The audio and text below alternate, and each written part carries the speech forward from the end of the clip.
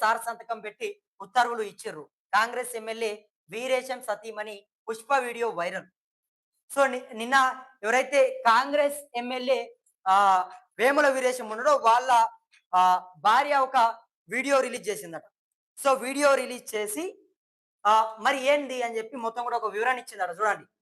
నాతో పాటు జైలుకు పోయిన 16 మందికి ఉద్యోగం ఇచ్చింది కేసీఆరే అని చెప్పి ఆమె వీడియో పెడితే అది కొంత వైరల్‌గా మారింది. Hello! Sir good morning sir. Good morning అండి. ఎక్కడి నుంచి మాట్లాడుతుర్రు? మాది జయశంకర్ భూపాలపల్లి చిట్యాల సార్. చిట్యాల. ఓకే. ఏం పేరు? నా పేరు పుర్ర మురళి అండి. ఆ! ఏమైందండి? సమస్య ఏంది? ప్రేక్షకులకి అందరికీ నమస్కారం. ఓకే. సార్ ఇప్పుడు మాకు ఈ రైతు భరోసా అనేది ఇంకా మాకు రాలేదు కదా సార్. అది ఏంటి ప్రాబ్లమ్ ఏంది? రైతు భరోసానా? అంటే రైతు అవును. భరోసా ఒకటో విడత, రెండో విడత డబ్బులు పడ్డాయి. తర్వాత మూడో విడత కూడా ఇస్తామని చెప్పి ప్రభుత్వం చెప్తున్నది. కానీ ప్రభుత్వం చెప్తున్నా గానీ ఇంతవరకు అది మామూలుగా అవన్నీ పత్రికా ప్రకటనలకే పరిమితం అయితున్నది తప్పితే గ్రామ స్థాయి వరకు వచ్చే వరకు అది ఏమో అమలు అయితలేవండి. అంటే ఇప్పుడు మీకు ఎన్ని ఎకరాలు ఉందండి పొలము? మీకు మొత్తం ఎంతుంది? మాకు 2 ఎకరాలు ఉన్నాయండి. 2 ఎకరాలు. అంటే ఇప్పుడు 2 ఎకరాలు ఉంది. ఒకటో విడత, రెండో విడతలో డబ్బులు పడలేదా మీకు? మనకు ఒకటో విడతలో గాని, రెండో విడతలో గాని కాలేదు. మనకి ఇంతవరకు రైతు బంధు ఇవన్నీ ఏం కాలేదండి అసలుకు. ఓకే. అంటే ప్రభుత్వం మాత్రం చెప్తుంది. మేము చేస్తాము కొంత సమయం ఇవ్వండి. మంచి మనసు చేసుకొని వేచి చూడండి అని చెప్పి చెప్తుంది. వాస్తవంగా చాలా మంది రైతులు కూడా ఇదే పరిస్థితి ఉన్నది. మరి ఇప్పుడు మీరు ప్రభుత్వం పైన ఇప్పుడు ఏం చెప్పదలుచుకున్నారు ప్రభుత్వానికి? సార్ నేను ఒకటే చెప్పదలుచుకున్నా ఎంఎల్ఆర్ న్యూస్ తరపున. హ్మ్. ఇది ప్రజా ప్రభుత్వం అన్నారు. హ్మ్. రైతుల ప్రభుత్వం అన్నారు. రైతునే రాజు చేస్తామని చెప్పారు. హ్మ్. ఇదే ప్రభుత్వం చెందిన ఇందిరాగాంధీ గారు జై కిసాన్ అని కూడా ఒక నినాదాన్ని ఇచ్చారు ఒకప్పుడు. హ్మ్. కానీ అలాంటి ప్రభుత్వం ఈ రోజు రైతు పట్టించుకోక ఆకలి చావులకు కారణం అవుతున్నాయి కాంగ్రెస్ ప్రభుత్వము. హ్మ్. మీ ఎమ్మెల్యేఆర్ న్యూస్ తరపున నేను ఈ ప్రభుత్వాన్ని హెచ్చరిస్తున్నాను. బిడ్డ రేవంత్ రెడ్డి, హ్మ్. నువ్వు గనుక ఇలాగనే ప్రజలని గొంతుకొస్తే బిడ్డ నీకు వచ్చే ఎలక్షన్ లో నీకు బుద్ధి చెప్తామని చెప్తున్నాము. హ్మ్. రానున్న జెడ్పీటీసీ ఎంపీటీసీ ఎలక్షన్ లో గానీ జిహెచ్ఎంసీ ఎలక్షన్ లో రైతులు అందరం కలిసి జిహెచ్ఎంసీ వచ్చి మరి ప్రచారం చేస్తాం. ఈ రైతు మోస ప్రభుత్వానికి ఎట్టి పరిస్థితుల్లో ఓటేద్దని మేము మురళి రైతుల గారు పక్షాన మొత్తం మేము కూడా రైతు ప్రభుత్వమే మాది ప్రజా ప్రభుత్వం అని చెప్తా ఉన్నారు. రైతులకు అండగా ఉంటామని చెప్తా ఉన్నారు కదా! మరి? అండగా ఉంటామని మేము ఏమని చెప్తున్నాము, పత్రిక ప్రకటనలకే పరిమితం అవుతున్నది అని చెప్తున్నాం ఈ ప్రభుత్వం. హ్మ్. రియాలిటీకి వచ్చే వరకు ఎవరు కావాలండి? యాప్లలో బుక్ చేస్తే యూరియా బస్తా కావాలా? హ్మ్. ఎవరు తెలుసా అండి? ప్రజా ప్రభుత్వంలో యాప్ డెవలప్ చేసి ఎంత ఇబ్బంది పడుతున్నారు. ఒకప్పుడు ఫోన్ చేస్తే తీసుకొచ్చే ఆటోలల్లా హ్మ్. ఇప్పుడు ఒక యూరియా బస్తా కోసం ఒక రోజు పొద్దున్న దాకా పడుతుంది మాకు. హ్మ్. మేము కోరుకున్న ప్రజా ప్రభుత్వం ఇదేనండి. ఓకే. అంటే ఇప్పుడు అక్కడ మక్కలు మా ఊర్లో మక్కలు కొనడానికి 4 రోజులు పడుతుంది. అంటే ప్రతి గింజను కొంటాము మక్కలల్లా అని చెప్తా ఉన్నారు. ఏంటండి? ప్రతి గింజను కూడా కొంటది ప్రభుత్వము అని చెప్పి వాళ్ళేదో ఒకటి చెప్పే ప్రయత్నం చేస్తుర్రు. నిన్న పొంగులేటి కావచ్చు, అదే విధంగా మంత్రి వివేక్ వెంకటస్వామి వీళ్ళందరూ కూడా రైతుల దగ్గరికి పోయి ప్రతి గింజను కొంటది ప్రభుత్వం అట్లేముండదని చెప్పి చెప్తుర్రు. కాకపోతే కొంత మరి రైతులు చచ్చిన తర్వాత కొంటరా ఎప్పుడనేది కూడా చూడాలి. దయచేసి మీ ఎమ్మెల్యేఆర్ న్యూస్ వారికి ఒక విజ్ఞప్తి చేస్తున్నాను. హ్మ్. వీలైతే మీ ప్రతినిధిని మా భూపాలపల్లి మా చిట్యాల పంపేయండి. ఓకే. మా రైతులు పడుతున్న అరిగోసం చూడండి. మీ హ్మ్. ద్వారానైనా ఈ ప్రభుత్వానికి కొంచెం చెంపపెట్టులాగా చూపించండి. ఓకే. ఇంకొకటి మురళి గారు ఇక్కడ ఒక డౌట్ ఏందంటే ఇప్పుడు రేవంత్ రెడ్డి గారి రైతు భరోసా పథకం బాగుందా? కేసీఆర్ గారి రైతు బంధు పథకం బాగుందా? అంటే ఏ పథకం ఎట్లుందనేది గనక మనం చూసుకుంటే ఏది బాగుందని చెప్తారు మీరు రెండిట్లో? ఆహ్, సార్ హ్మ్. మనకు విద్య అని అవసరం లేదండి. ఇంక హ్మ్. సర్దిపో టైం పెట్టినా మనకు కడుపునిండుతది. హ్మ్. కేసీఆర్ గారు సరే వారు ఏం చేసినా, అప్పు చేసినా, ఏం చేసినా తెలవదు గానీ, హ్మ్. ఆయన మాత్రం రైతులకు ఇబ్బంది కాకుండా హ్మ్. ఏ పూటకు ఆ పూట అన్నం తిన్నట్టు, హ్మ్. ఏ కాలానికి ఎప్పుడు పడితే అప్పుడు హ్మ్. రైతు వర్షం పడే టైంకి ఎరువులు అందించేవాడు. హ్మ్. టైంకి పెట్టుబడి సహాయానికి రైతు బంధించేవాడు. హ్మ్. రై రేవంత్ రెడ్డికి కేసీఆర్ గాన పొంతన ఉందా అండి? హ్మ్. అసలు ఆయనకి ఈయనకు పొంతన ఉందా? అంటే ఆయన 10,000 ఇస్తే ఆయన ఆయన 12,000 ఇస్తున్నాడు గదా! ఎవరు కావాలండి 12,000? ఆ! సమయానికి ఇయ్యనప్పుడు ఆ 12,000 ఎవరికి కావాలండి? హ్మ్. మాకు పెట్టుబడి టైం కావాలా? లేకుంటే ఎప్పుడిస్తారు? అంతా ఓకే. పొలాలు కోసే టైంకి మొన్న వాళ్ళ ఎలక్షన్ ఒకటి గుర్తుపెట్టుకోండి. హ్మ్. రైతు భరోసా అనేది పంట పెట్టుబడికి ఉపయోగపడేలా ఉండాలి గానీ, వాళ్ళ ఎలక్షన్‌కు ఉపయోగపడేలా ఉండొద్దు. హ్మ్. వాళ్ళ ఎలక్షన్‌లు వచ్చినప్పుడు మాత్రమే ఇస్తున్నారు. మొన్న సర్పంచ్ ఎలక్షన్‌లప్పుడు టింగ్ టింగ్ అని ఏసిల్లు. హ్మ్. అది ఎవరికి కావాలి? సర్పంచ్ ఎలక్షన్ డిసెంబర్ జరిగినాయి. హ్మ్. పంట కోసే టైంకి ఎవరికి కావాలండి? హ్మ్. అయితే నువ్వు జూన్‌లో ఇయ్యాలి. హ్మ్. నువ్వు జూన్‌లో ఇస్తే నీకు పంట పెట్టుబడికి అయితది. హ్మ్. ఇంకా పవన్ గారు ఇంకా కాబట్టి చివరిగా ఏమైనా చెప్పదలుచుకుర్రా ప్రభుత్వానికి? చివరికి ప్రభుత్వానికి ఒక్కటే చెప్పదలుచుకున్నాము. రైతుతో పెట్టుకున్నోడు ఎవడు బాగుపడలేదండి రమేష్ గారు.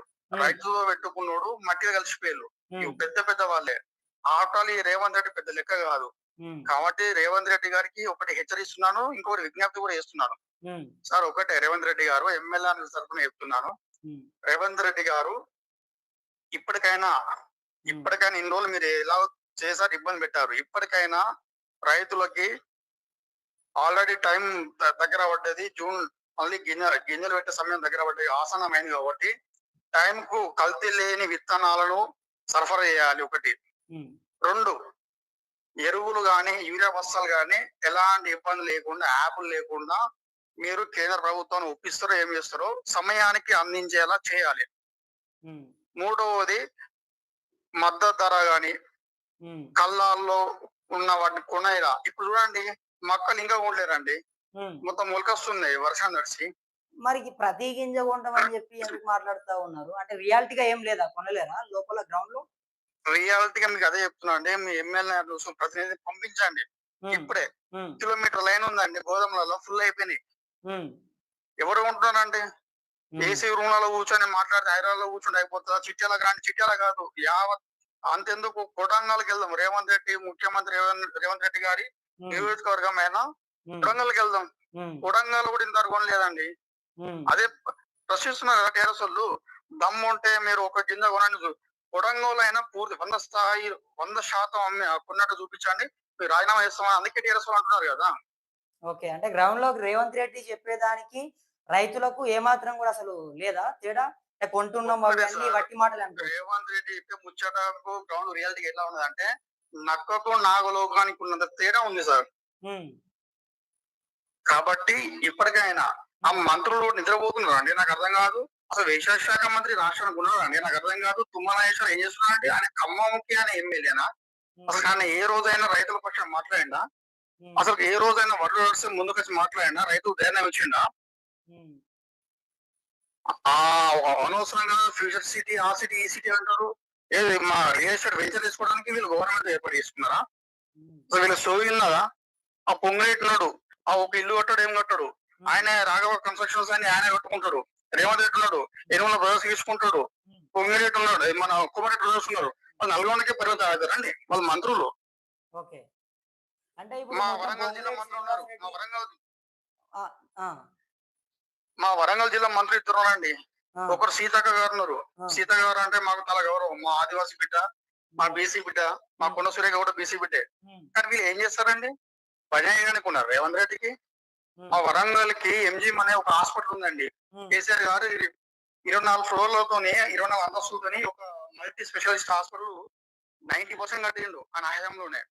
హ్మ్. ఇంతవరకు అది ఎందుకైతదండి? 3 ఇయర్స్ అయితుంది వీళ్ళు దాదాపు వీళ్ళొచ్చి 3 ఇయర్స్ అయితుంది.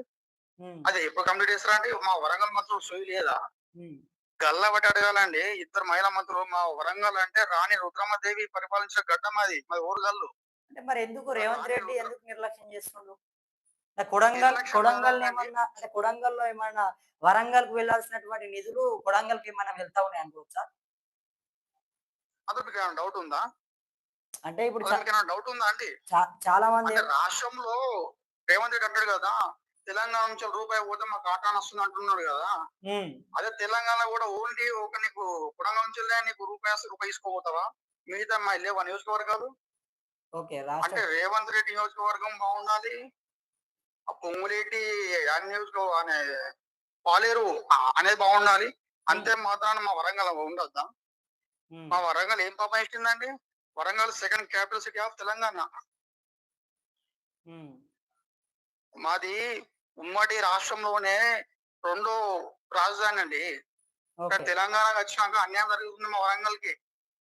ఒక హెరిటేజ్ సిటీ, ఒక స్మార్ట్ సిటీ, ఒక యునెస్కో గుర్తింపు పొందిన రామప్ప మా దగ్గర ఉంది. టూరిజం ఉందండి. హ్మ్. ఎందుకు అన్యాయం చేస్తున్నారు? మీ ద్వారా నేను ప్రభుత్వాన్ని డిమాండ్ చేస్తున్నా. మా వరంగల్ టూరిజంలో డెవలప్‌మెంట్ చేయాలండి. కావాల్సినంత వసతులున్నాయి మా దగ్గర. కానీ పట్టించుకునే నాథుడు లేడు.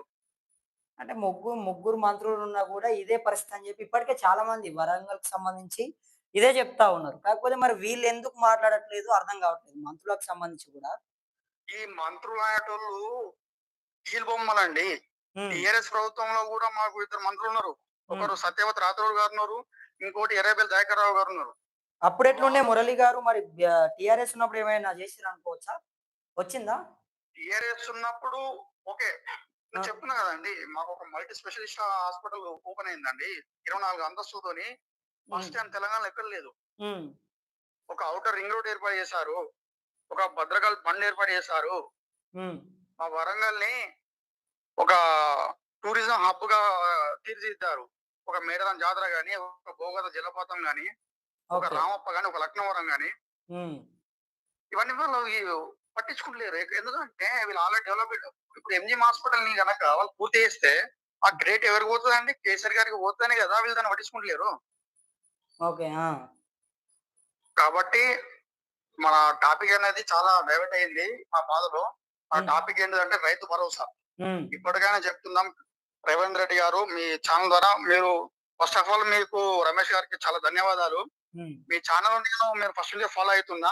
ఓకే. మీ ఛానల్‌లో మా రైతుల గురించి గాని, మన రైతు బంధు గురించి గాని, పెన్షన్‌ల గురించి గాని, హ్మ్. రైతులకేమైనా కష్టం వచ్చినా గాని మీరు ఇట్లా కాల్ టు కాల్ చేసుకొని చాలా ఓకే. ప్రశ్నిస్తున్నారు.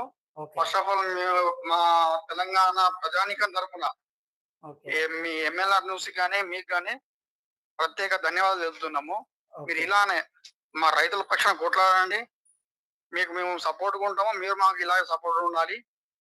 ఓకే. దయచేసి మీ ద్వారా ప్రభుత్వానికి ఈ రైతు భరోసా అనేది హ్మ్.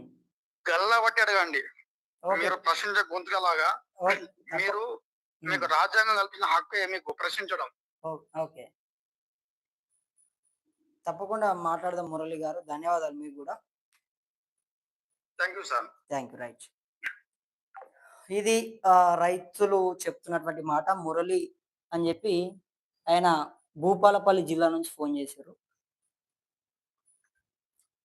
మరిగా రైతులు గిది వాళ్ళు ప్రభుత్వం పైన రైతులకున్నటువంటి ఒక ఒపీనియన్. నేను ఇందాకనే మీకు చెప్పినా గదా! రియాలిటీగా ప్రభుత్వము చెప్పేదానికి, చేసేదానికి ఏం లేదని జెప్పి. ఆయన అదే మాట్లాడుతా ఉన్నాడు. మురళి అని జెప్పేసి భూపాలపల్లి అంట. సార్ మాకు రైతు భరోసా రాలేదు. మూడో విడత రైతు భరోసా ఇస్తామని జెప్పారు. కానీ ఇప్పటికీ అమలు గాలేదు. మరి ఈ ప్రభుత్వం ఉన్నదా? లేదా? ఒకవేళ ఉంటే అది పనిచేస్తుందా? అధికారులు, నాయకులు, మంత్రులు అసలేం జేస్తున్నారు? మరి మూడో విడత రైతు భరోసా మాకెందుకు రాలేదు అని జెప్పి ఆయన ప్రభుత్వాన్ని నిలదీస్తున్నాడు. చాలా మంది గూడా. ఆయన ఒక్కడే గాదు రైతులంతా కూడా ఫోన్‌లు జేసి, "ఏంది సార్ రైతు భరోసా ఎందుకు రావట్లేదు? అసలు ప్రభుత్వం ఉన్నదా? లేకపోతే ఎక్కడనన్నా బోయిందా? లేకపోతే వ్యవసాయ శాఖ మంత్రి గాని, ముఖ్యమంత్రి గాని వీళ్ళందరికీ రైతుల కష్టాలు అసలు గుర్తున్నాయా? ఇప్పుడు వర్షాలు రాబోతా ఉన్నాయి. జూన్ ఇంకొక 2 రోజులైతే ఈ నెల కూడా అయిపోతది. ఒక రోజు 2 రోజులైతే ఇగ జూన్ నెల. వర్షాలు పడుతున్నాయి. చాలా మంది రైతులు మొత్తం కూడా పంట పొలాలు సాగు చేపిస్తా ఉన్నారు. కల్టివేటర్ ఏపిస్తా ఉన్నారు. నాగన్లు ఏపిస్తా ఉన్నారు. సో, మొత్తం ఇప్పుడు మళ్ళీ పంటలు పెడతారు. కొత్త పంటలు పెడతారిప్పుడు. వర్షాలు పడతా ఉన్నాయి. సో, అటువంటి వాళ్ళందరూ గూడా మరిప్పుడు రైతు భరోసా మూడో విడత డబ్బులొస్తాయి. అంటే ప్రభుత్వం తెలివిగా ఏం చేసిందంటే, ఒకటో విడత డబ్బులేసింది. ఒకటో విడతల ఎకరానికేసింది. రెండో విడతల ఎకరానికేసింది. మరి మూడో విడతల మొత్తం రైతు భరోసా డబ్బులెయ్యాలి. ఒకటో విడతలో ఏం చేసింది? ఒకవేళ ఒక ఇందాక ఫోను చేసినటువంటి మురళి అనుకోండి. ఆ రైతుకు ఒక 5 ఎకరాల భూముంటే, ఒకటో విడతల ఎకర భూమికిచ్చింది. రెండో విడతల ఎకర భూమికిచ్చింది. మరిప్పుడు మూడో విడతలో మిగిలినటువంటి భూమి 5 ఎకరాల్లో 2 ఎకరాలకి ఇప్పటికిచ్చింది. మిగతా 3 ఎకరాలు ఉంది గదా! ఆ 3 ఎకరాల భూమికి రైతు భరోసా డబ్బులు ఒకేసారి ఇచ్చేసేయాలి ఇప్పుడిగ. మూడో విడతనే ఫైనల్. ఇక నాలుగో విడత, ఐదో విడత ఆ విడతలు లేవు. సో, మరి ఇప్పుడు ఇచ్చేటటువంటి విడతల్ని ఈ 3 ఎకరాలకు పైసలియ్యాలి. అంటే మిగిలినటువంటి భూమికి డబ్బులు మొత్తం ఇప్పుడే ఇయ్యాలి గాబట్టి దానికి చాలా డబ్బులయితాయి. ఒకటో విడతల, రెండో విడతల అంటే చిన్న సన్నకారు రైతులు ఉండే ఎకరానికి ఇచ్చేసిర్రు. సో ఇప్పుడు ఏంది పెద్ద టాస్కు. చాలా మందికి ఎకరాల కొద్ది భూమి ఉంటది కదా! మరి అట్లా అటువంటి వాళ్ళందరికీ కూడా ఈ మూడో విడతల రైతు భరోసా డబ్బులు ఇయ్యాలి. సో దానికి బడ్జెట్ ఎక్కువైతది. కాబట్టి మా దగ్గర బడ్జెట్ లేదు. బడ్జెట్ లేదు అనేది కొంత పక్కకు పెట్టి, దానికంటే ఇంకా కొంచెం మనం మాట్లాడుకోవాలంటే ఇప్పుడేమి ఎన్నికలు లేవు. ఇప్పుడు ఎన్నికలు లేవు కాబట్టి మూడో విడత రావట్లేదు. ఒకవేళ ఇప్పుడు ఎంపీటీసీ, జడ్పీటీసీ ఎన్నికలొస్తే ఇప్పటికిప్పుడు మూడో విడత రైతు భరోసా డబ్బులు పడతాయి. ఈళ్ళంతా కూడా తెలివిగా చేసే పని అదే. మనం కొంత ఆలోచించుకోవాలి. మనం కొంత తెలివి పెంచుకోవాల్సినటువంటి అవసరం ఉంది. నేను రైతన్నలందరికి ఒకటే చెప్పదలుచుకున్నా. అప్పటినుంచి కూడా ఇప్పటి వరకు అదే చెప్తా ఉన్నా. మీరు ఆలోచన చేయండి. ఇందాక ఆ మురళి అనేటటువంటి రైతన్న మాట్లాడుతూ, సో నాకు ఇప్పటికీ కూడా మా గ్రామంలో మా చిట్యాల అనేటటువంటి గ్రామం ఉన్నది సార్. ఇక్కడ కిలోమీటర్ మేర మక్కలు మొత్తం కూడా బస్తాలు పెట్టుకొని కూర్చా ఉన్నారు రైతులందరూ కూడా కూర్చొని రోడ్ల పైనే వాళ్ళ పరిస్థితి దారుణంగా మారింది. కనీసం ఇంటికి కూడా వెళ్ళట్లేదు వాళ్ళు. సో వర్షపు చుక్కలకు మొత్తం కూడా మక్కలు ఏదైతే మొలకెత్తుతా ఉన్నాయని చెప్పి ఆయన భావోద్వేగానికి గురైపోతా ఉన్నాడు. ఇక మరి ప్రభుత్వం ఉన్నదా? లేకపోతే నిజంగానే ఈ డౌట్ అందరికి వస్తుంది. ఇక్కడ చూడండి, ఎరువులు అడిగినా రైతుల పైన కేసులే. లేదు పంట పండినటువంటి గింజలని కొనండి అని వాళ్ళు చెప్తే దానికి బేడీలేస్తారు. మరి ఎందుకు సార్ ఈ దౌర్భాగ్యమైనటువంటి పరిస్థితి మన తెలంగాణకు వచ్చింది? ఎందుకు సార్ మా తెలంగాణని పట్టించుకోవట్లేదు అని చెప్పి ఆయన నిజంగా చాలా భావోద్వేగానికి గురైపోయిండు. మరి రైతులంతా కూడా నిజంగా కాంగ్రెస్ ప్రభుత్వం పైన తీవ్రంగా ఆగ్రహం వ్యక్తం చేస్తా ఉన్నారు. కేసీఆర్ ఉన్నప్పుడు రైతు బంధు, ఆ రైతు బంధు పథకము చాలా మందిని కూడా ఆకట్టుకున్నది. రైతులకు బంధువుగా, బాంధవుగా ఆనాడు బీఆర్ఎస్ ప్రభుత్వం నిలిచింది. ఎందుకంటే ఎవ్వరికి కూడా కష్టం రాలేదు. రైతు బంధు విషయంలో ప్రతి ఒక్కరికి కూడా వ్యవసాయం చేస్తా ఉన్నారు. ఇక కొత్త పంట పెడతా ఉన్నారంటే 6 నెలలకు ఒకసారి ప్రతి ఎకరానికి 5,000 చొప్పున ఎన్ని ఎకరాలు ఉంటే అన్ని ఎకరాలకు ఒకేసారి డబ్బులు కొట్టిరు. ఒకేసారి డబ్బులు పడ్డాయి. కేసీఆర్ హయాంలో ఇబ్బంది కాలేదు. రైతులను ఎవరు కూడా కష్టపెట్టలేదు. కానీ వాళ్ళ కాంగ్రెస్ పార్టీలో అడుక్కోవాల్సినటువంటి పరిస్థితి. మేము కూడా మాట్లాడినాం అప్పట్లో. కేసీఆర్ ఉండి ఏం లాభం లేదు. ఆయనది కుటుంబం అది పాలన, ఈ పాలన అని చెప్పి మేమే మాట్లాడినాం. కానీ కాంగ్రెస్ వస్తే బ్రతుకులు మారతాయని చెప్పేసి అనుకున్నారు రైతులు. రైతులందరూ కూడా కాంగ్రెస్ వస్తే ఎకరానికి 15,000 రూపాయల రైతు భరోసా ఇస్తామని చెప్పి మేనిఫెస్టోలో పెట్టారు కదా, ఇస్తారు కావచ్చు అని చెప్పి వీళ్ళు ఆశపడ్డారు. తీరా చూస్తే వాళ్ళ ఆశలన్నీ కూడా గాల్లో కలిసిపోయినాయి. వాళ్ళ ఆశలు మొత్తం కూడా మన్నులో కొట్టుకుపోయినాయి. ఆ రైతు భరోసా 15,000 పక్కన పెడితే ఉన్నటువంటి రైతు భరోసాకి ఇప్పుడు దిక్కు లేదు. ఆ 12,000 ఇస్తామని చెప్పారు. మరి 12,000 సమయానికి వస్తా ఉన్నాయంటే లేదు. ఆ 12,000 రూపాయలని కూడా సమయానికి ఇవ్వట్లేదు. ఆ 12,000 రూపాయలను కూడా సమయానికి ఇవ్వకుండా ఇవాళ రైతులని ఈ ప్రభుత్వం ఇబ్బందులకు గురి చేస్తా ఉంది. కాబట్టి రైతన్నలకు అందరికీ కూడా నేను ఒకటే చెప్పదలుచుకున్నా, కొంత ఎన్నికలు వచ్చినప్పుడు ఆలోచించుకొని ఓట్లు వేయండి. ఎట్లా పడితే అట్లా ఇక రైతు భరోసా చేస్తున్నారు అని చెప్పి మీరు కనుక ఆలోచించకుండా ఓట్లు వేస్తే వాళ్ళ స్ట్రాటజీ అది.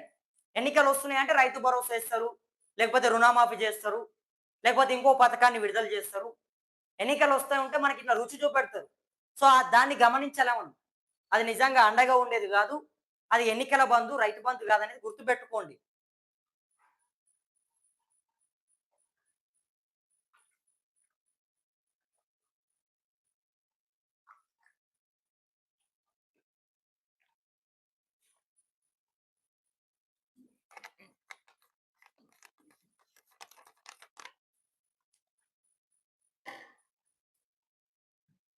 ఇక పరిషత్తు ఎన్నికలు ఇప్పట్లో లేనట్టే. ఎంపీటీసీ, జెడ్పీటీసీ ఎన్నికలు మరింత ఆలస్యం. జూన్ 25 నుంచి జూలై 24 వరకు రాష్ట్రంలో అక్టోబర్లో తుది ఓటరు జాబితా ఖరారయ్యే ఛాన్స్. ఆ తర్వాతే ప్రాదేశిక ఎన్నికల నిర్వహణ సాధ్యం. ఎన్నికలు ఇప్పట్లో లేకుంటే రైతు భరోసా కూడా డౌటే. నేను ఇందాకనే చెప్పిన మీకు, ఎన్నికలు ఇప్పట్లో లేకుంటే రైతు భరోసా కూడా డౌటే. ఎన్నికలు ఉంటేనే వాళ్ళు పైసలు వేస్తారు. నేను చెప్పినా కదా, చూడండి ఇగో ఏదైతే ఎంపీటీసీ, జెడ్పీటీసీ ఎన్నికలు ఉన్నాయో అవి ఇప్పుడు లేవట. సో ఆ ఎన్నికలు ఎప్పుడు చాలా రోజులు పడుతుంది సమయం. ఇప్పుడు ఏదో పెట్టిరు కదా, నిర్వహిస్తా ఉన్నారు కదా దేశవ్యాప్తంగా. కాబట్టి ఇప్పుడు ఎన్నికలు లేవు కాబట్టి రైతు భరోసా కూడా కష్టమే అంటూ నమస్తే తెలంగాణ వార్త రాసుకొచ్చింది. ఇక ఎంపీటీసీ, జెడ్పీటీసీ ఎన్నికలు మరో 6 నెలలు ఆలస్యం కానున్నాయా? రైతు భరోసా వేసి జూన్ లో ఎన్నికలకు వెళ్ళాలనుకున్న రాష్ట్ర ప్రభుత్వానికి ఎస్ఐఆర్ బ్రేకులు వేసిందా? అదే జరిగితే ఈ వానాకాలానికి కూడా రైతు భరోసా ఇవ్వడం కష్టమేనా? రేవంత్ సర్కార్ మరోసారి రైతుల నోట్లో మట్టి కొట్టినట్టేనా? ఇప్పటికే పంట కొనుగోళ్లు సవ్యంగా జరగక ఇబ్బందులు పడుతున్న రైతన్నలకు అదును మీద ఇవ్వాల్సిన పెట్టుబడి సాయం కూడా అందకుండా పోతుందా అంటే అవుననే సమాధానాలు ఎక్కువ వినిపిస్తా ఉన్నాయని చెప్పి నమస్తే తెలంగాణ ఇక్కడ ఒక వార్త రాసుకొచ్చింది. నెక్స్ట్ ఇక్కడ జనసేనకు జర్నలిస్టు సెగ. జనసేన నేతకు జర్నలిస్టుల సెగ. ఇక జనసేన నాయకుల మీడియా సమావేశం రసాభాస. నాగేశ్వర్ పాశం యాదగిరిపై నోరు పారేసుకున్న నేతలు, సంపత్ నాయక్ బూతులపై మండిపడిన పాత్రికేయులు, నిలదీతతో సోమాజిగూడ ప్రెస్ క్లబ్ నుంచి నేతల పరుగు. తెలంగాణ గడ్డపై ఆంధ్ర పార్టీ జనసేన రాజకీయం చేస్తూ ఏకంగా ఇక్కడి జర్నలిస్టులపై అనుచిత వ్యాఖ్యలు చేయడంతో వారిని తరిమి కొట్టారు. తెలంగాణ మేధావి మాజీ ఎమ్మెల్సీ ప్రొఫెసర్ నాగేశ్వర్ ను టార్గెట్ గా చేసుకొని